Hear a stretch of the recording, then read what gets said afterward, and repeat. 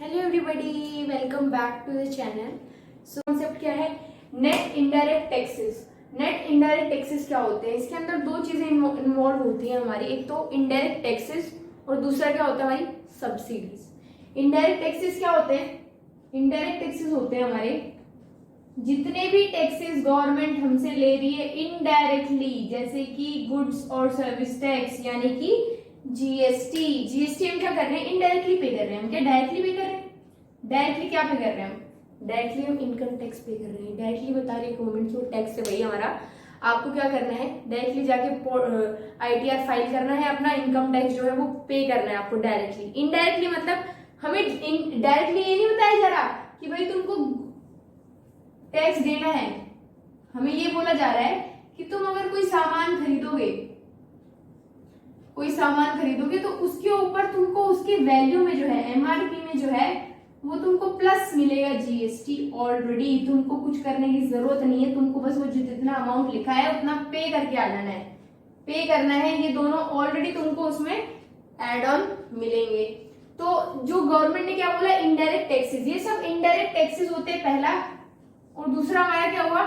Subsidies. मैंने बताया subsidies मतलब कि क्या हुआ, कुछ लोग क्या करते हैं, गवर्नमेंट क्या करती है, सब्सिडीज किससे देती है? इंसेंटिव देती है। इंसेंटिव मतलब कि ताकि आप वो काम बार बार करो, आपको मोटिवेशन करने के लिए, आपको मोटिवेट करने के लिए। वो एक तरीके का एज अ मोटिवेशन यूज होता है कि आप बार बार वो चीजें वो काम करो जो आप कर रहे हो। जैसे कि आप किसी रूरल एरिया में या किसी बैकवर्ड एरिया में अपनी इंडस्ट्री लगा रहे हो, तो गवर्नमेंट ने बहुत सारे इंसेंटिव दे रखे हैं, सब्सिडीज दे रखी हैं कि भाई अगर आप उसमें प्लांट खरीदोगे तो उसमें 50,000 की सब्सिडी मिलेगी। सब्सिडी इन द सेंस अगर आपने कुछ पेमेंट करा, तो जिसे आपने 2 लाख का पेमेंट करा, तो अगर उसमें बोला है कि आपको 50,000 की सब्सिडी मिलेगी, तो उस 2 लाख में से 50,000 वापस आपके अकाउंट में आ जाएंगे।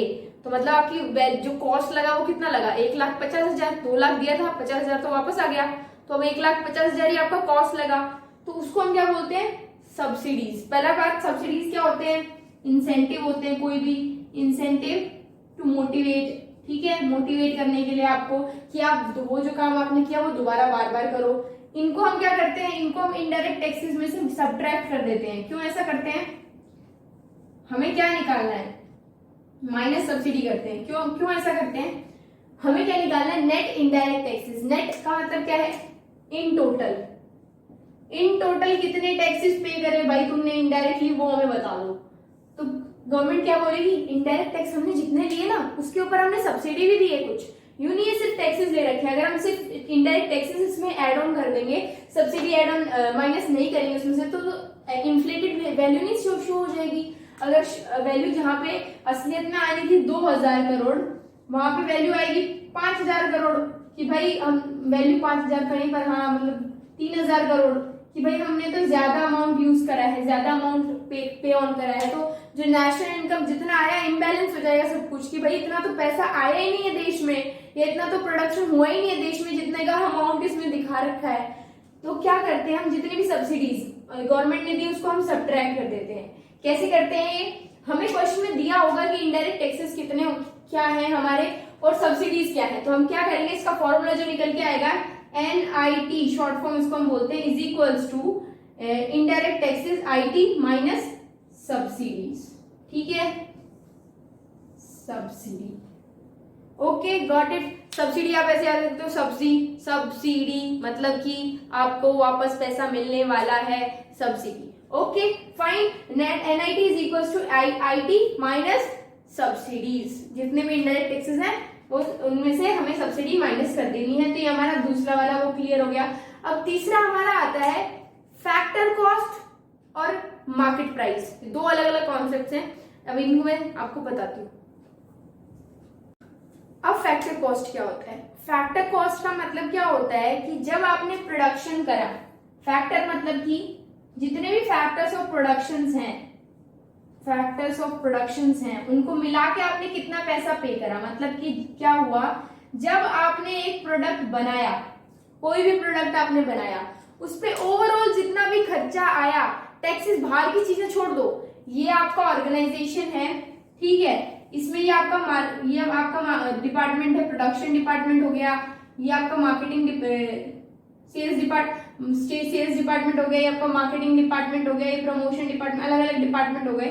इन सब में एक प्रोडक्ट गया, इस पे सेल्स का कितना चार्ज लगा, सेलिंग वो कॉस्ट कितना है उस पे लगा, प्लस मार्केटिंग पे कितना खर्चा हुआ वो लगा, अपना ऑर्गेनाइज वगैरह करने में जितना भी खर्चा आया उन सब उस प्रोडक्ट को ऐड कर दिया। ये ऑर्गेनाइजेशन है, इसके अंदर जो भी काम हो रहा है उसको कॉस्ट पूरे जितना भी प्रोडक्ट बना सब कुछ लगा, एक चावल लगा किसी प्रोडक्ट को बनने में, उसमें फिर आटा लगा, फिर शुगर लगा, उसमें जो भी चीजें लगी, दूध लगा, उन सबको ऐड ऑन करने के बाद जो प्रोडक्ट निकल के आया, ये एक प्रोडक्ट बन के आया, तो इस प्रोडक्ट की जो कॉस्ट आएगी उसे हम क्या बोलेंगे, फैक्टर कॉस्ट। ऑर्गेनाइजेशन के अंदर हमारी कोई भी प्रोडक्शन हो रहा है, उस कोई भी प्रोडक्ट बन रहा है, उसकी सारी कॉस्ट को अगर हम मिला दे तो जो कॉस्ट निकल के आया उसको हम क्या बोलेंगे, फैक्टर कॉस्ट। वही ये प्रोडक्ट क्या होता है, जैसे ही ऑर्गेनाइजेशन के बाहर जाता है तो इस पे क्या ऐड ऑन हो जाते हैं, टैक्सेस और लग जाते हैं, ये ड्यूटी वो ड्यूटी, अलग अलग तरीके के टैक्सेस लगते चले जाते हैं, और फिर हमारा निकल के आता है एमआरपी।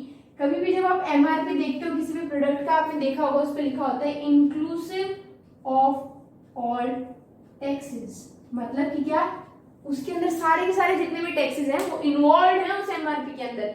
जितने भी टैक्स लगने चाहिए, गुड्स एंड सर्विस टैक्स हो, मान लो उसको जितने भी बाहर लाने के लिए किसी दूसरे देश से इंपोर्ट के, तो कस्टम ड्यूटी के जितने भी टैक्सेस हैं वो उस एमआरपी में सब कुछ इंक्लूडेड होते हैं ऑलरेडी। ये आप कभी किसी रैपर पे चेक करोगे तो ऐसा लिखा होता है उस पे।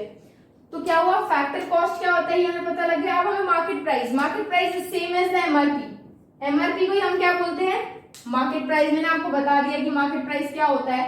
मार्केट प्राइस का मतलब क्या हुआ, ऐसा कोई भी प्रोडक्ट जिस पर फैक्टर कॉस्ट के साथ साथ टैक्सेस भी लग गए हैं, तो वो क्या हो जाएगा, हमारा मार्केट प्राइस बन जाएगा, एमआरपी बन जाएगा। मार्केट रिटेल प्राइस बोलते हैं उसको, और वो मार्केट प्राइस होता है।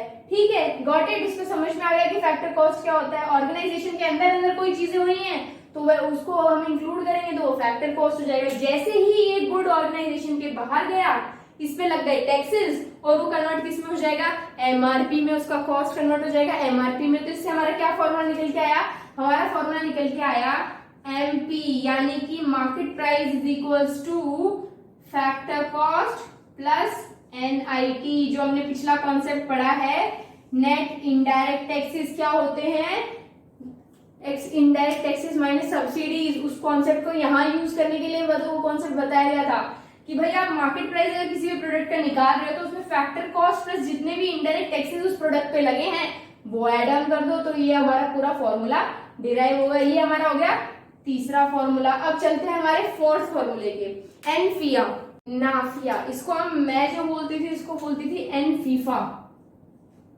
आई used to call it NFIFA, net factor income from abroad. उसको लिखा ऐसे जाता है लेकिन एग्जाम में तुमको नाफिया लिख के देंगे, तो नाफिया ले लो या एनफीफा ले लो, बात सेम ही है।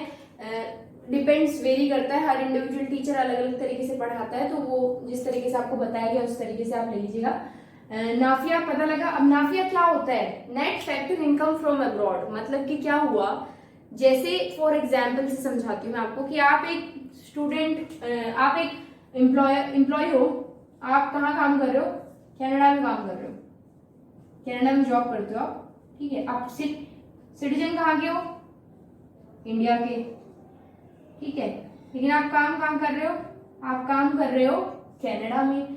तो आप क्या करते हो, कनाडा से कुछ अमाउंट अपने घर पे भेजते हो। यहाँ पे इंडिया में अपने मम्मी पापा रहते हैं, उनके सस्टेनेंस के लिए कुछ अमाउंट आप कनाडा से यहाँ भेजते हो। तो वो जो अमाउंट आया, net factor income from abroad, मतलब कि क्या हुआ, पैसा जो था अब्रॉड में था, यहाँ पे कहाँ पे आया, इंडिया में आया, क्योंकि आप सिटीजन इंडिया के हो, आपके मम्मी पापा इंडिया में रहते हैं, आपने पैसा भेजा इंडिया में। तो वो जो पैसा इंडिया में आया तो वो इंडिया में यूनिक काउंट होगा, इंडिया में वो अमाउंट तो काउंट ऑन करना पड़ेगा कहीं पे वो पैसा कहाँ इकट्ठा हुआ, इनकम कहाँ आई, तो वो तो हमें काउंट ऑन करना पड़ेगा। तो वो काउंट ऑन करेंगे तो हम उसको किस में इंक्लूड करेंगे, उसको हम इंक्लूड करेंगे नाफिया, यानी कि net factor income from abroad, कि ये पैसा अब्रॉड से हमारे देश में आया है। जैसे वो हमारे देश के कुछ बंदे बाहर रह रहे हैं, काम कर रहे हैं और वहां से पैसे भेजते हैं, ऐसे ही बहुत सारे देशों के लोग हमारे देश में रह रहे हैं और यहाँ से अपने घर पे पैसा भेजते हैं। तो जितना भी पैसा उन्होंने अपने घर भेजा, मतलब कि क्या हुआ, इंडिया से कोई भी पैसा कहाँ गया, फॉरेन गया, पैसा गया कहाँ पे, फॉरेन में गया, तो उसको हम क्या बोलेंगे, net factor income to abroad. ठीक है, नेट नहीं बोलेंगे, इसको बोलेंगे फैक्टर इनकम टू अब्रॉड, और इसको बोलेंगे फैक्टर इनकम फ्रॉम अब्रॉड। ठीक है, फैक्टर इनकम फ्रॉम अब्रॉड। ठीक है, नेट तो तब बनेगा ना जब इन दोनों को हम सब्ट्रैक्ट करेंगे, जब हम इसको फीफा माइनस फीटा, मैंने फिर गलत लिख दिया, sorry, FIFA minus FITA. FIFA मतलब क्या होता है, net factor income from abroad, और FITA factor income to abroad, मतलब कि क्या, ये पैसा तो हमने पे करा बाहर पे अब्रॉड में, और ये पैसा अब्रॉड से हमारे पास आया। तो जब हम नेट निकालेंगे कि net factor income from abroad, तो फॉर्मूला क्या डिराइव होगा, हमारा फॉर्मूला डिराइव होगा फीफा माइनस फीटा, मतलब कि हमें नेट फैक्ट कितना हम हमारे देश से कितना हमारे बाहर से हमारे देश में आया, माइनस कितना हमारा देश से बाहर गया, तो वो सारा अमाउंट हमारे किसमें इंक्लूड हो जाएगा, नाफिया में इंक्लूड हो जाएगा। अब जब हम नेशनल इनकम निकालते हैं, 4 चीज हो गया हमारा चौथा पॉइंट। अब मैं बताती हूँ आपको, जब हम नेशनल इनकम निकालते हैं तो ये सारे कॉन्सेप्ट कैसे यूज होते हैं। जब हम नेशनल इनकम निकालते हैं तो हम क्या करते हैं, नेशनल इनकम का मतलब क्या होता है, नेशनल इनकम का मतलब होता है कि हमारे